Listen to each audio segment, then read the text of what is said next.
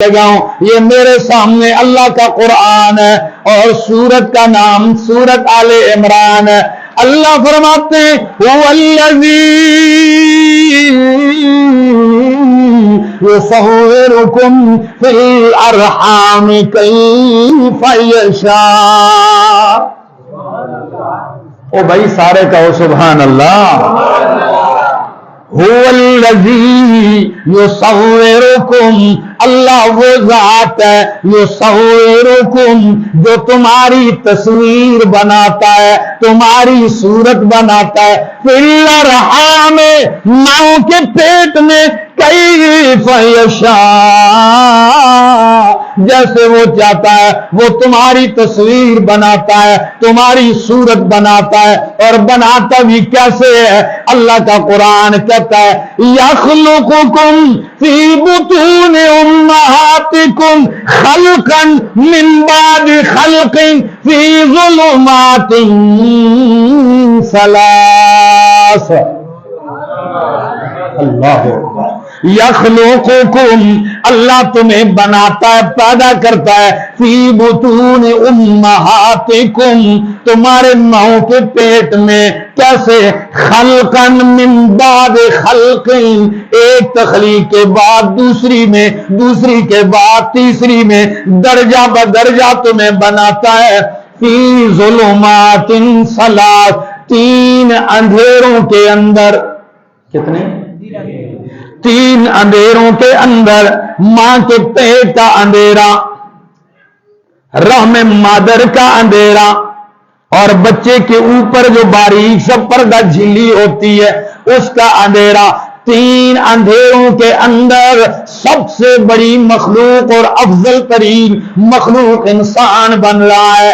عجیب بات ہے، اتنا بڑا کارخانہ انسان بن رہا ہے، ماں کو پتہ نہیں، باپ کو پتہ نہیں، آنکھ بن رہی ہے، چہرہ بن رہا ہے، پاؤں بن رہے ہیں، آنکھیں فٹ ہو رہی ہیں، ماں چل بھی رہی ہے، قدرت کے کارخانہ بند نہیں ہوا، کام پھر بھی لگا ہے، ماں دوڑ رہی ہے، انسان پھر بھی غلط نہیں بن رہا، ماں سوئی ہوئی ہے پھر بھی انسان بن رہا ہے۔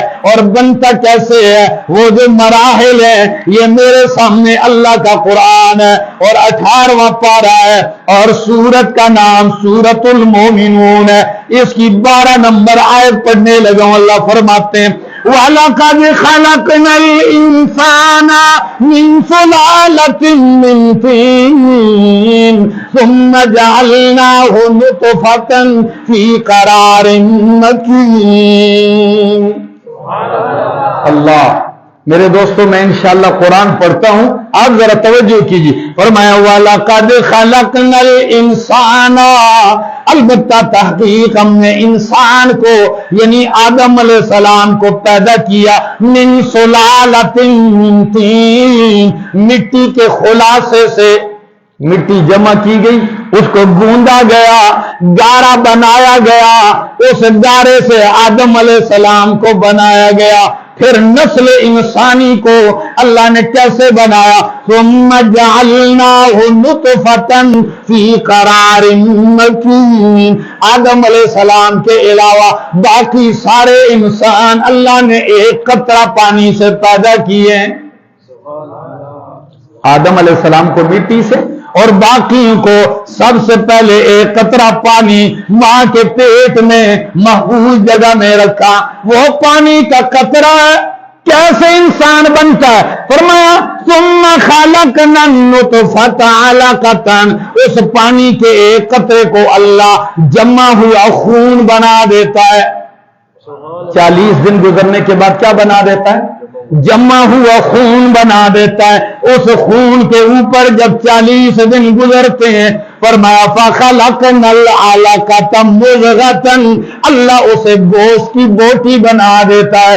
اس بوٹی پر جب 40 دن گزرتے ہیں، فَخَلَقْنَا الْمُضْغَةَ عِظَامًا، اللہ اس بوٹی میں ہڈیاں پیدا کر دیتے ہیں اور ہڈیوں کے اوپر فرمایا فَثُمَّ كَسَوْنَا الْعِظَامَ لَحْمًا، پھر اللہ ان ہڈیوں پہ گوشت چڑھاتا ہے. گوشت چڑھانے کے بعد 4 مہینے گزرنے کے بعد اللہ روح ڈال دیتا ہے. 9 مہینے 11 مہینے کے بعد جب پیدا ہوتے تو قرآن کہتا ہے ثُمَّ أَنشَأْنَاهُ خَلْقًا آخَرَ، پھر اللہ اسے نئی تخلیق میں پیدا کر دیتا ہے. بچہ دنیا میں آ جاتا ہے. بلوچ قوم غیرت مند قرآن کیا کہتا ہے؟ کہتا ہے فَتَبَارَكَ اللَّهُ أَحْسَنُ الْخَالِقِينَ.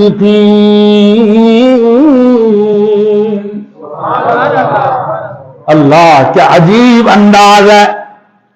فرمایا مٹی سے قطرہ، قطرے سے بوٹی، بوٹی میں ہڈی اور ہڈی پہ گوشت چڑھا کے کامل انسان بنانے والا کون ہے؟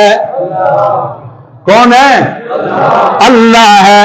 تو جب یہ سارے کام کرنے والا اللہ، تو آخر میں فرمایا فَتَبَارَكَ اللَّهُ، برکتیں دینے والا بھی کون ہے؟ اللہ ہے. فَتَبَارَكَ اللَّهُ أَحْسَنُ الْخَالِقِينَ. یا اللہ تو ہی برکتیں دینے والا ہے. یہاں پہ لوگوں کے بڑے غلط عقیدے ہیں. جاتے ہیں قبر پہ، یہاں الحمدللہ سب توحیدی ہیں، قبر پہ جاتے ہیں، قبر کی اوپر مٹی پڑی ہوتی ہے، وہ مٹی اپنے جسم پہ ملتے ہیں. نمک پڑا ہوتا ہے، وہاں کا نمک چاٹ لیتے ہیں. قبر پہ تیل رکھا ہوتا ہے، وہ تیل جسم پہ ملتے ہیں اور کہتے ہیں اس میں برکت ہے. مشرک کیا کہتا ہے؟ اس میں برکت ہے. ہم کہتے ہیں او غلط عقیدہ چھوڑ، قرآن والا عقیدہ اپنا. قرآن کہتا ہے فَتَبَارَكَ اللَّهُ، برکتیں دینے والا کون ہے؟ اللہ ہے. اللہ اکبر. فَتَبَارَكَ